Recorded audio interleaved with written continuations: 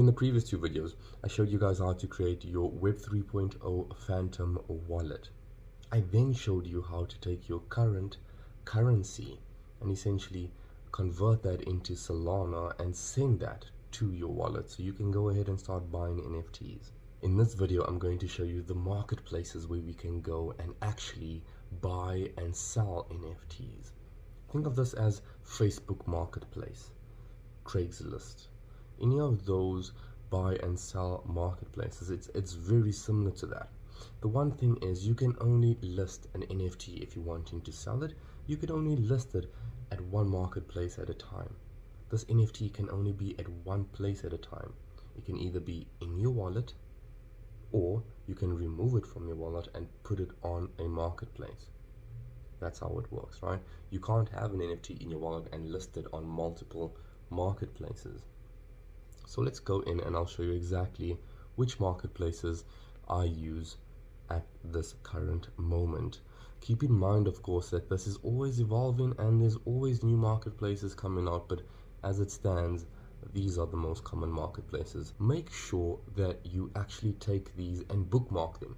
Put them into a simple and easy to use bookmark, and this way when you come to your PC and you want to open these up, you can do it within a few clicks. Save yourself some time. So as you can see, I've put my things into folders. So here are the top Solana marketplaces that I use. I come in, right click, and open all 7. Okay, Solana Art. Now this one used to be the top marketplace, but I would probably argue, and don't hold me to this, I have not actually taken the time to research, but I'd probably argue that Magic Eden is quickly taking over on that. So the place that I spend most of my time on is Magic Eden. Okay, this is the first one, so let's go through that. That's home. Collections would be where the collections actually are. You can actually just search for a collection, so you can click on a selection and you can search for it. Simple, right? So this is bot.orgs. We can go ahead, we can look and see what the activity is on it. This shows us how much of a demand there currently is, how busy this current collection is. Now you don't want to see low activity. You don't want to see 6 minutes ago, 12 hours ago, 2 days ago. You know what I mean? You want to see activity, and the more listings you look at, the more collections you actually take the time to look at, the more of an idea you'll get on what good activity looks like. But this definitely is not bad. They minted about almost a week ago. They minted on Monday the 24th, if I'm not mistaken, and they still have good activity going. I did not manage to mint these. I couldn't get whitelisted. Now, whitelisted essentially means that you are able to buy these before they go public. You're able to mint them before they go public, essentially almost guaranteeing you an NFT to mint. I did not get whitelisted, so I waited on the public sale and I couldn't get it public. It was sold out before the public sale. So essentially everyone was whitelisted, bought them out. But I was able to get them at 3 Solana. And if you look right now, if we go back to items, the lowest one is sitting at 5.7 currently. So we sorted that from price low to high. You can see the current amount of NFTs listed are 938. That is the floor price at 5.7 Solana. The floor price essentially is what the lowest NFT price currently is. Okay. And if you go to Launchpad, that would be up and coming NFTs that you can actually go and mint. Now, as I previously explained, minting is when you essentially are creating the NFT from scratch. You buying it directly from the manufacturer. Okay, so you are the first owner of that. And that's Magic Eden essentially. I will in future videos dive in depth on what to look for when it comes to actually analyzing NFTs, but I think that's it for Magic Eden. The next one is Solana Art. Again, you could search for an NFT. Oh, there we go. And similar setup.